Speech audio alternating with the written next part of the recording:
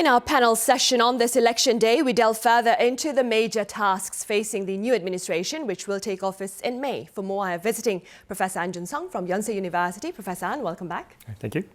I also have Professor Cho Hee-kyung at Hongik University live on the line. It's good to see you again, Professor Cho. It's good to see you too. Professor An, over 16 million people, roughly 37% of the total electorate, took part in 2 days of early voting late last week. What is your outlook with regard to voter turnout during this particular presidential election? Yes, that's correct. That's the exactly 36.93% to be exact, right? And it is the highest rate since the early voting system has been introduced to Korea in 2014. And it is more than 10% higher than the previous nationwide general election. So put another way, is more than 1 out of 3 Korean voters have already participated, which constitutes more than 16 million people. That's, I think, is a remarkable number, and it's sending some message to the, not only the political community, to the general public. And then I think that there's two main reasons. Basically, the people Korean people get used to the early voting system, obviously. And second is there's a growing concern about the pandemic COVID-19 situation, especially with the Omicron variant, right? That's very serious issues. And interestingly, the two leading political parties have their own interpretation in their favor. In psychology, it is called like confirmation bias. Means that whatever they want to believe, they just believe whatever they want to believe, right? So they don't really listen to the other side, and you look at something bright side, only emphasize on one partial view, and they come up with their own, own answers. So I think that's the one we have to wait and see what really happened. Later tonight, we'll figure out, what really happened and what public want to happen in Korea in future. Right, and Professor Cho, of course, this particular presidential election, it's the first to include the votes of 18-year-old Koreans. Having said that, what more can you tell us about the changing voter demographics here in the country? Well, first of all, the number of people with the right to vote has actually increased by 1.7 million since the last presidential election. So we now have over 44 million people who are enfranchised to vote in this election. And this time, 18-year-olds are able to vote for the first time, and their numbers are in the 500,000 or so. So it's actually quite a sizable group that we cannot discount. But still, by far, the largest demographic group are the people in their 40s and 30s, accounting for around 19.5% and 18.5% respectively. So that's a very large chunk, almost a third. And then, more than a third. And then comes the over 60s group at nearly 17%. And in fact, that demographic has had increased significantly, as is wont to do in a rapidly aging society like ours. Then the people in their 20s and 30s take up 15% each.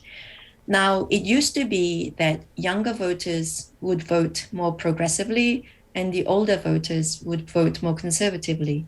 But that equation no longer holds true, as we saw very clearly in the last Busan and Seoul mayoral elections. And even in this election, the people in their 20s and 30s, many pundits are saying, are really holding the casting vote. And in fact, it's the young females in their 20s and 30s who really seem to hold the deciding vote this election. So it's really, I think, anybody's game still. And this is why everyone is watching with bated breath for the result. Right, we are, of course. Professor An, let's now touch upon some of the presidential pledges made by the top two leading contenders. On the political front, both candidates have called for reform of the so-called imperial presidency. Do tell us a bit about this terminology and its reality here in the country, as well as the changes proposed and their feasibility. It's a very interesting question because in Korean politics, it's a very common expression, right? The imperialistic, presidency, right? And it's basically it's about something about the separation of power, something like compared to U.S., more like systematically there's more separation, more guarantees, and check and balance system. But however, relatively speaking, but Korean is that in terms of political system, and there's more concentration of power in the one single person. So there's many politicians complain about the system, and they like to change it. For example, like the Democratic Party candidate Lee Jae-myung saying that he would like to change the current single-term president system to the double term, just like a U.S. system. However, which was also promised by the former president Park Geun-hye, 5 years ago, right? 5 years ago. And then so the other side, the People's Powers Party's candidate Yoon Suk-yeol said they wanted relocation of the presidential office to the Gwanghwamun place, or the downsizing his office as well. But which is the promise also made by the current president Moon Jae-in, 5 years ago, right? I think 5 years ago, right? So what happened was that they kind of a cliche to the people. Now people just think, too many things that open they talk about it, nothing haven't changed. So I guess that now whatever they make a promise or campaign pledge, and there's kind of a suggestion, perhaps they can have a timeline. Perhaps I will do something within 2 years of my term, something very specific timeline would be my help, or prevent them making too many big promises which they not keep it. Right. So people perhaps want to see more action than words. Yeah. Professor Cho, what are some of the presidential pledges that have been shared with the interests of young voters at heart? Both of the two main leading candidates have made lots of promises for young people in their campaigns. But what struck me was the fact that for them, at least at the beginning, young people seem to equate to young men. And so there were lots of pledges regarding young male voters, things like giving them bonus points for having served in the military, increasing conscripts' wages, getting rid of women and family ministry, and somehow using their budget to improve welfare for young males, increasing punishment for the crime of false accusation, which is often used by those accused of sexual offenses against victims. And these kind of policies were all, they seem to be specifically designed to appeal to young male voters. And it was very difficult to see policies that were designed for female voters. It was almost as if young female voters didn't really seem to feature in the equation. It was only in the last few days that the Progressive Party candidate Lee Jae-myung started talking more about young female voters and trying to appeal to them, because he realized that, this is a demographic that could actually be possibly for him. Whereas Yoon, to the very last, really went out of his way to state that he's not a feminist. And so there were a lot of policies that were specifically targeted at young voters, but it was very much gender skewed for the most part. Right. And moving forward, Professor An, pension reform appears to have been a common pledge among the presidential candidates this time around, given Korea's low birth rate and aging population. Having said that, what are some of the possible solutions? Yeah, for that question, I remember watching TV debate on an issue, and then they kind of make consensus, right? Say, everybody said agreed there, right there, to agree to reform the current system. Problem is that actually in reality, it's more important how you do it, right? Sometimes it's easier to do it the directions, but the problem was that here, this election is quite different from our previous one. I mean, the general elections. What happened was that it's about the gender issue and the generation issue. And although there was a more gender issue for this election, but there's still a generation issue, which is such like a pension plan, because it will be depends on how old you are, right? It depends on the age and your future benefit. The pension benefit will be changed, and there's a lot of critics about how we're going to reform it, or But there's a lot of things, and whoever become a next president will handle the situation. But this is a social issue. It affects every single Korean. It means that really, really big problem. So whoever elected, and they have listened to everybody and try to find it. The problem is here is a social issue is sharing a pie. If someone getting more and someone getting less, so if you do the president, whoever the future president have to do it, handle it, how are you gonna compromise whatever they lost for someone who have to give up something and give if you want to give something to some class of people, and means that you're not that much of money is not going to there, or unless if you want to give the same amount of pie, but same pie means that you have to get more taxes. That's really a bigger problem. So I think that's things I'm concerned about the pictures, right? Right. It remains a very difficult task then. Professor Cho, on the labour front, a major challenge for the incoming administration will be addressing the hardships of irregularly employed workers who are reportedly now accounting for almost 39% of the workforce. What are your thoughts? Yes, the problem of irregular workers is an endemic problem that is really global, but in Korea, the percentage of irregular workers in the whole workforce is actually much higher than in any other country. What it comes down to is that we have to uphold the principle of equal pay for equal work. We often have workers working on the same assembly line. One is a regular worker, the other is an irregular worker. And although they're doing exactly the same work, exactly in the same efficient way, produce the same number of widgets, the regular worker gets paid 1/3 more than an irregular worker. It should be that the employer actually needs to pay or must pay more for irregular workers because they get the benefit of flexibility by employing irregular workers. They don't get the normal protection of labor standards law, and so they can be hired and fired at will. They don't get the usual standard holiday pay, sick leave, pension benefits, etc., etc. And so those costs should really be added onto the irregular workers' wages, and they should be earning more than regular workers. But the reality is that it is for the employer at least 50% cheaper to hire irregular worker than a regular worker. So unless we address that disparity, unless we make it more expensive for employers to hire irregular workers, this problem is not going to go away. Right, a valid point there. Professor An, early last year, the topic of universal basic income gained quite a bit of attention here in the local front amid efforts to address youth unemployment and, of course, the pandemic itself. Do you see this particular topic as re-emerging to the forefront in the wake of a new administration this coming May? Yes, I'm sure. Yeah, it will come back because it's a very sensitive issue. So it's social issue again, and it doesn't matter which side. It doesn't matter about your political spectrum. It's the social issue, right? It's not a political issue. So whoever become a president, next president, he have to handle this situation. But once again, it's a sharing of pie. And if someone getting more or somebody getting less, or if everyone get more, it means that you have to get more government budget. Means that you have to increase tax.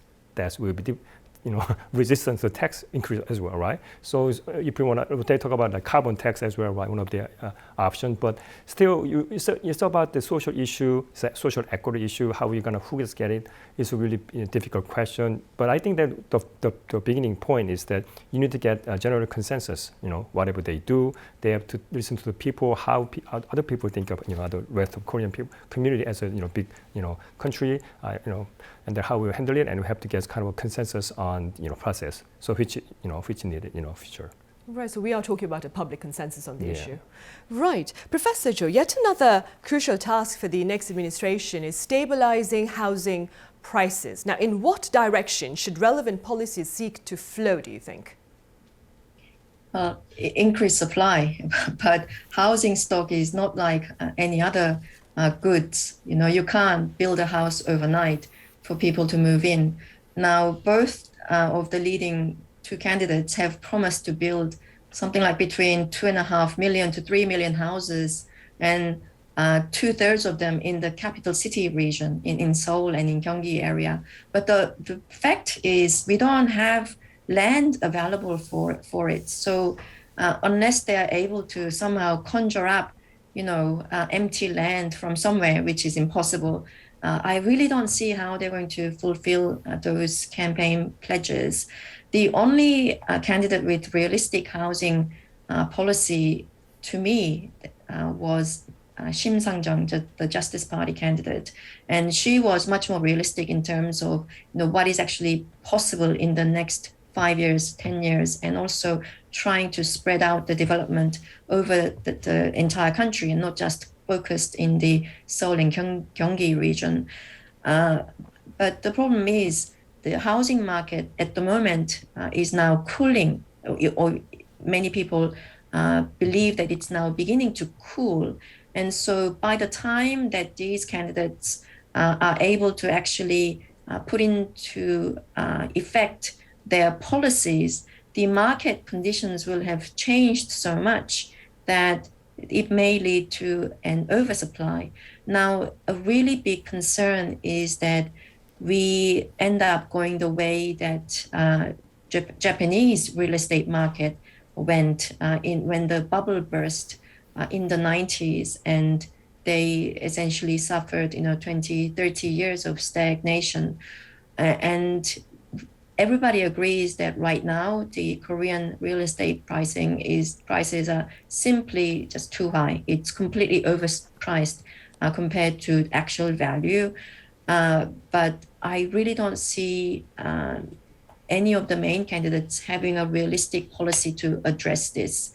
They are promising to increase stock, but that's not going to happen within the time that's actually necessary. And particularly for the Conservative Party candidate, he's going to leave the development to the private sector, which has brought all the ills that we know that is existing in our current housing market. And so unless we actually look at the fundamental problem of how we treat houses as investments rather than actual accommodation, and change our mentality about real estate market, we are going to have this kind of cycle of boom and bust over and over again. Right, a very vicious cycle, of course.